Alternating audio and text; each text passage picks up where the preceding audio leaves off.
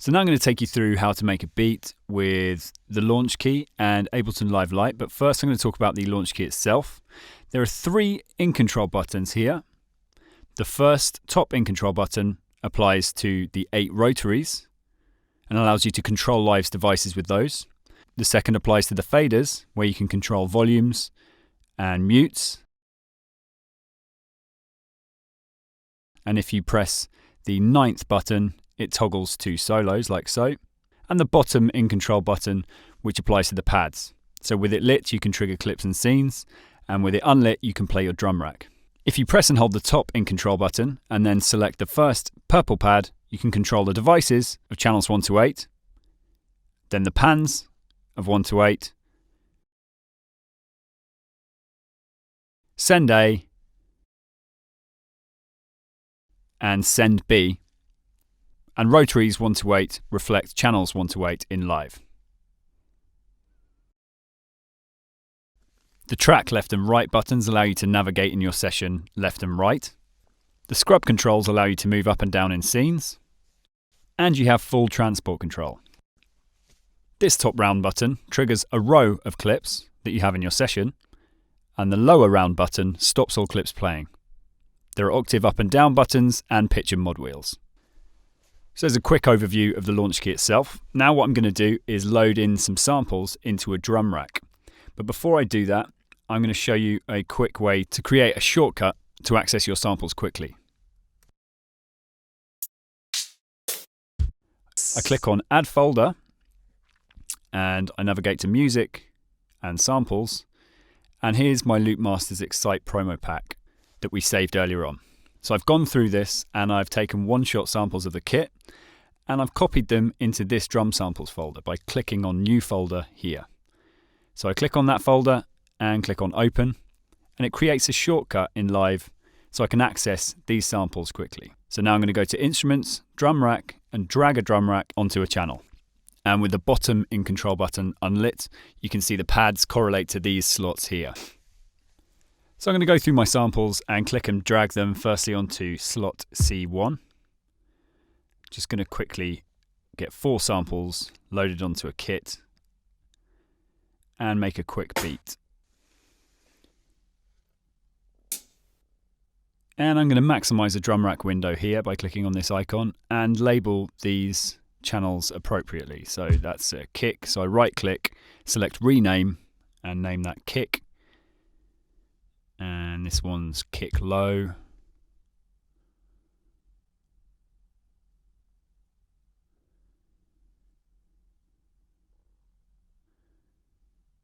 And hi-hat. And snare. When you're done with this, you can minimize that channel and you know that everything's labeled as it should be. And the samples are laid out like so. Now, if I turn on both in control buttons and press and hold the top in control button, select devices, I can then adjust the parameters of each sample within the drum rack, like so. But I'm going to leave them as they are because they sound fine. Now the next thing that I need to do is tap in a BPM. So I click on this and I'm going to round it up to 70 BPM. Then I'm going to go to Edit and I'm going to select Record Quantization and select 16th note. That just means that everything that I play in as I'm recording will be snapped to the grid. So now with the bottom in control button lit, I'm going to record into this clip by hitting the pad, then jump out of in control mode and play my drums. So with it turned on, I hit the pad, it starts recording into that slot, I jump out of in control mode and play my beat.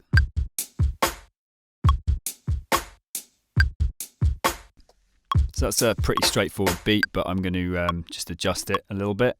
So I'm going to double click into the clip, adjust the start and end locators so that we've got a nice 4-bar loop.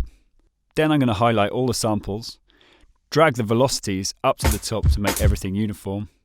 And I know that every component of that beat now is at the same gain. So I'm also going to add some more hi-hats. So I'm going to hold Alt and click and drag the hi-hats and keep them in every bar to keep that rhythm going. Like so. And I'm going to add a fill with the snare. So if I zoom in here and copy that snare, So it's very simple, but I'm happy with that. Next up, I'm going to go outside and record some ambient noises and make a drum kit out of the noises that I make and load them into another drum rack. So I'm going to go to Instruments again and drag another drum rack into the next channel. And I'm going to use my iPhone to record these noises. So on my iPhone, I've got a voice memo app. I'm going to hit record and capture some sounds, either with my feet or kicking things or punching things or dropping things or chucking things. Anything that sounds interesting. And when I'm done, I save it and simply email it to myself. And when I'm back in the studio, I can download it and simply drag it into Ableton Live. So I'm back in the studio and I'm going to access my emails, Google Chrome here. And I've got my inbox ready here with my email that I've sent to myself here. And click on the email and click on download. And when the sample is downloaded, I'm simply going to click and drag it back into Live. And when that loads, I'll drag it into C1. And now I'm adjusting the start and end locators like so to find transients. So there's one. If I zoom in and adjust the locators to suit, I can then hit the pads and test out the noise. That sounds all right. So when I'm happy with that sample, I'm going to click and hold Alt and drag the sample into the slot above to copy it. Then click on it again and adjust the locators again to find a different transient and a different sample for my drum rack.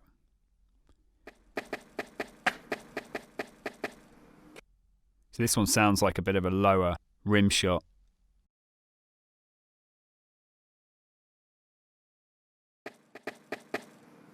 And again, when I'm happy with that, I click, holding Alt, and drag it into the next slot.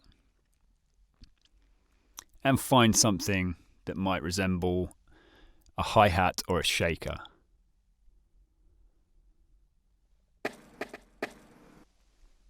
So I actually want a couple of hi-hats or shakers and one snare. You can spend a lot of time doing this. I'm going to put something together very quickly just so that you get the idea. So just take your time with this. It's a lot of fun and it'll give your beat its own signature sound.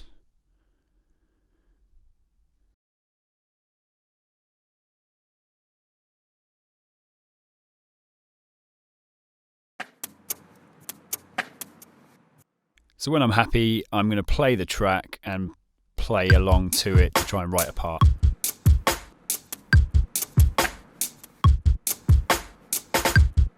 Okay, happy with that.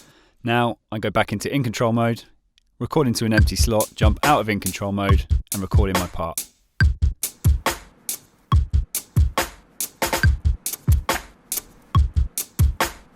Okay, so I'm going to stop that there, happy with that. In Ableton Live, I'm going to double click on the clip again and adjust the start points and the end points to make sure it's a 4-bar loop.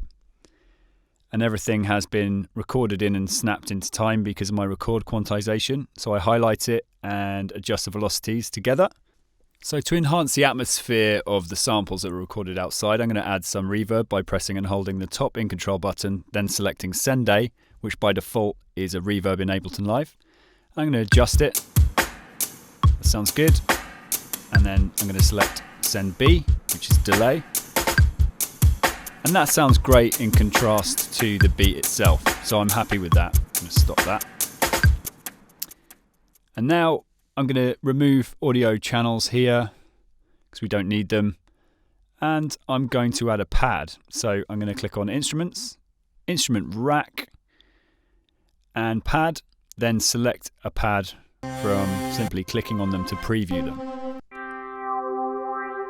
When I found one I like, I click and drag it into the empty space and my pad is loaded, ready for me to play. I can adjust the parameters of that pad with the rotaries. So I press and hold the top in control button, select device control, and when I play it, I can adjust the parameters of that synth. All of these parameter changes will also be recorded into the performance. So with the bottom in control button lit, I record into an empty slot and play my part.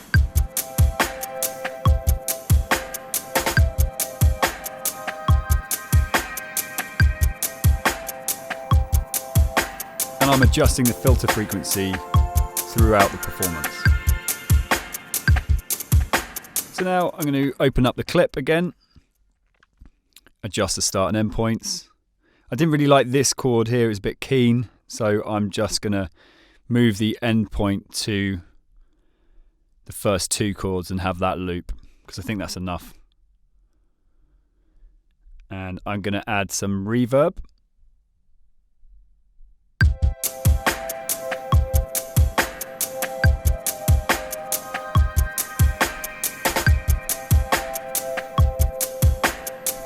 Until I'm happy.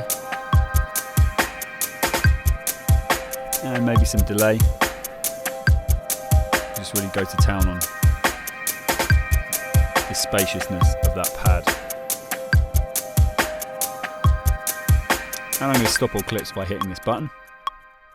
It's a really handy way of stopping what's playing, or you can use the transport control like that. So next up, I'm going to load in more of an atmospheric mallet. So in the instrument rack again, I'm going to find a noise I like and click and drag it onto another channel and write another part that will complement this beat. I record into an empty slot again and play along.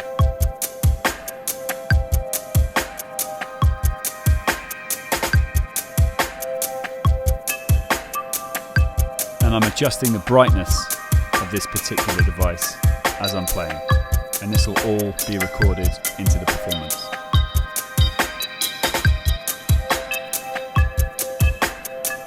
Again, this is a really simple beat. I'm moving quite quickly here, but you get the idea. So now I'm going to add an audio effect onto that channel. So I'm going to click on Audio Effects and Reverb, Special, and Frozen Build-Up's a good one. I'm going to drop that onto the channel. And don't forget, with the Launchkey, you can control the devices. So press the top in control button, select Device Control, and now the 8 rotaries that I have will control the parameters of that reverb. So adjust this as you're listening to it until you're happy with how it sounds. Again, this could take some time, so do take your time with it. Okay. Next up, I'm going to record in some bass. So I'm going to go to Instruments, Bass, Preview Sounds, and find something I like. Click and drag it onto the empty slot. And now write a bass part. It's a bit high there, so I use the octave controls to jump down. And I can adjust the parameters until I'm happy with how that bass sounds. Again, when I'm ready, with the bottom in control button lit, I hit the empty pad and record into a slot.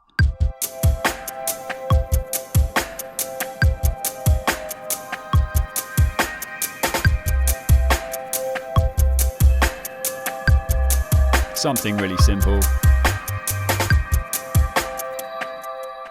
Stop that.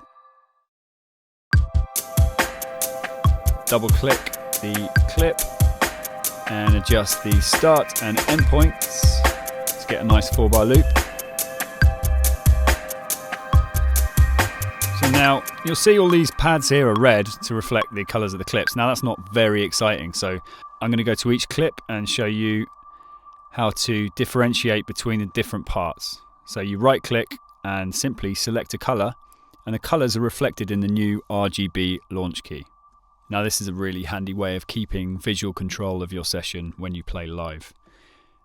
Speaking of playing live, now I'm going to create a performance. So I'm going to copy and move clips into different scenes to create different sections of a song.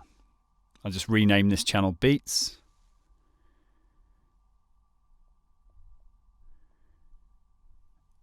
Atmosphere, pad as it is. effects channel, and bass. So now I simply click, hold Alt, and copy parts into various sections. So I want an introduction to be quite chilled, and then I want the beat to come in, then I want a refrain, and finally I want all of the channels to play at the same time.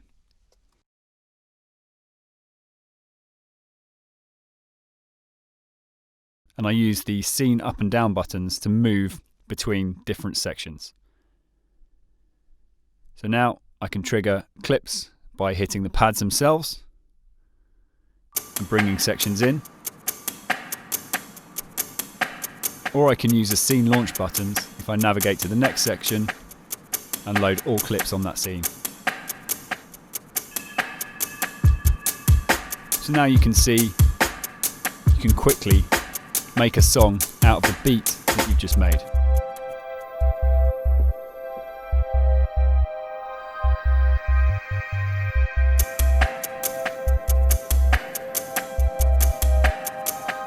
And don't forget, you can change the parameters of the channels with the in control button held. So you can select the sends, like delays here.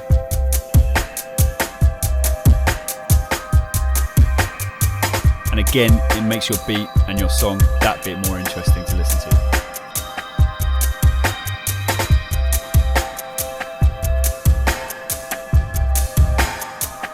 At the end here, I'm going to adjust the volumes and slowly fade out the beats, like so.